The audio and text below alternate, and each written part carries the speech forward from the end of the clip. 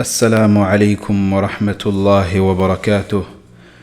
الحمد لله رب العالمين، والصلاة والسلام على رسوله الأمين وعلى آله وصحبه أجمعين. nyuma yo gushimira Allah subhanahu wa ta'ala na nyuma yo gusabira intumwa na Muhammad sallallahu alaihi wasallama imigisha yuko byamusakaraho nabiwe, dusaba Uwiteka Allah subhanahu wa ta'ala ko yadushyira muri babandi bakurikiye intumwa na Muhammad sallallahu alaihi wasallama.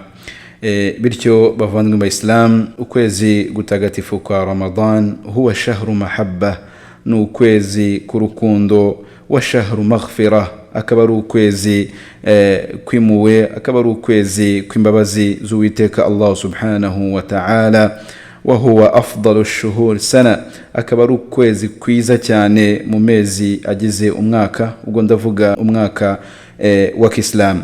ففيه يتقرب المسلم من ربه، bityo ni ngombwa yuko umuyisilamu umwemeramana Allah subhanahu wa ta'ala akora ibikorwa bimwegereza Uwiteka Allah subhanahu wa ta'ala biddu'a was-sala, asaba Uwiteka Allah subhanahu wa ta'ala, akora amasengesho ye gatanu ku munsi, wal qiyam, ahagarara n'ibihagararo by'ijoro, ubwo turavuga tarawih na tahajjudi, wayamtani'u an kulli ma huwa muharram, bikanamushyira cyangwa se bikanamubuza gukora ibikorwa bya haramu wa makruhu, na bya bindi bidashimisha Uwiteka Allah subhanahu wa ta'ala.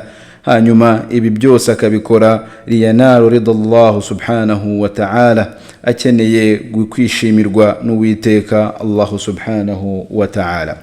bavandimwe rero, hadhihi ni'ma, iyi ni inema ikomeye cyane, an ballighuka Allahu Ramadan, kuba Allah subhanahu wa ta'ala yakugeza mu kwezi kwa Ramadan, fashkuruhu ala dhalik, rero ngaho shimira Uwiteka Allah subhanahu wa ta'ala, kubera yuko hari bamwe twabanye umwaka ushize, ariko njyewe nawe niki twahaye Uwiteka Allah subhanahu wa ta'ala kugira ngo tubone iyi nema yo kongera gusiba kino gisibo cy'ukwezi kwa Ramadani. Nanone rero fashkuruhu ala dhalik, ngaho noneho shimira ibyo ngibyo Allah subhanahu wa ta'ala yakugejejeho.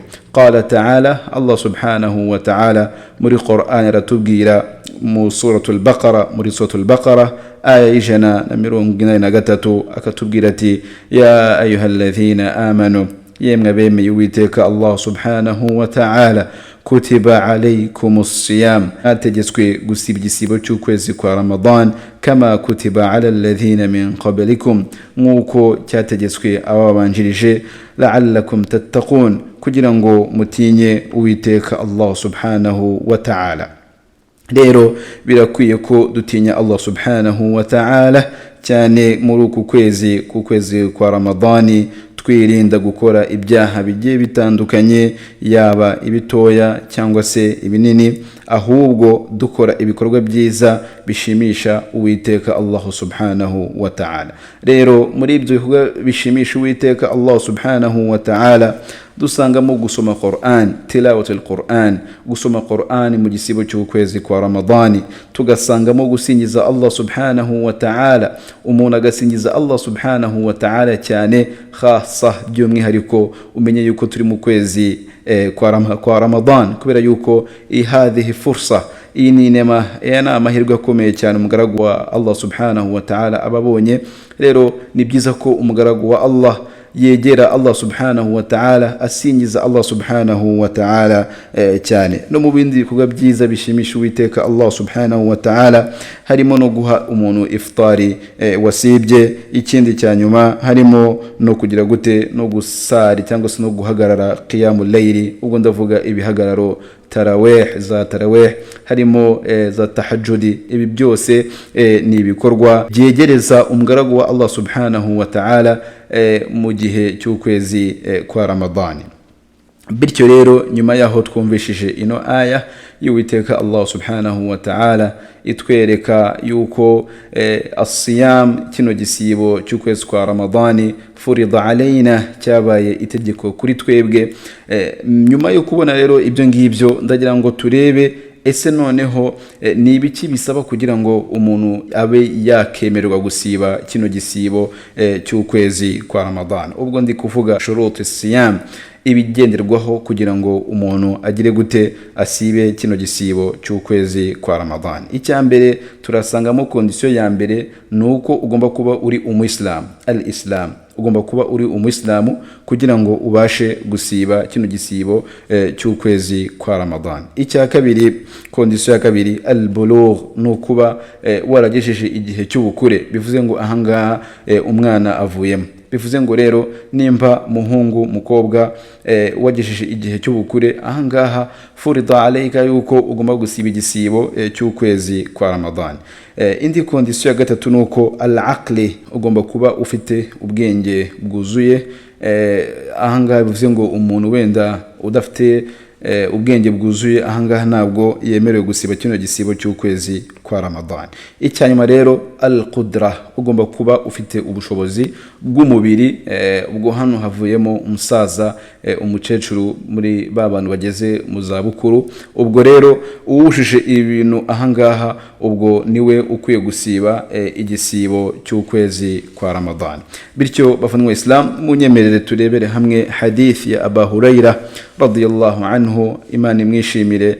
قال رسول الله صلى الله عليه وسلم إنما إمام محمد صلى الله عليه وسلم إلى تبقى مر حديث القدس قال الله عز وجل الله سبحانه وتعالى على تبقى كل عمل ابن آدم له إلا الصيام بريد كرغة چوسي چامين آدم أكوزنيچه إلا الصيام usibye igisibo fa innahu li wa ana ajzi bihi, kubera yuko igisibo ni cyanjye kandi nanjye uzagitangira ibihembo.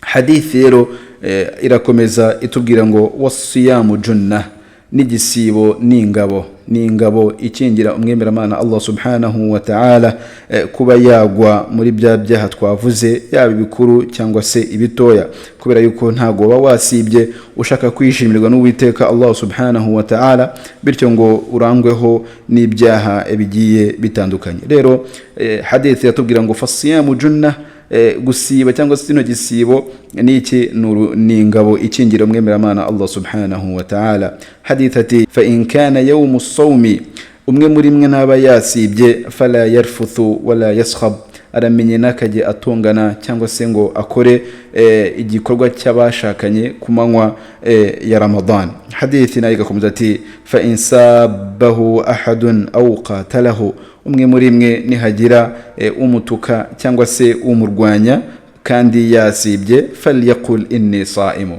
aje abwira uwo muntu uri kumutuka cyangwa se ukeneye yuko bagirana amakimbirane cyangwa se barwana, ajya amubwira ati mukuri inni saimu, ngewe ndasibye ndi mu gisibo cy'ukwezi kwa Ramadani. Bityo umugendere kure kugira ngo ataza kukwicira iki, kugira ngo atakwicira igisibo.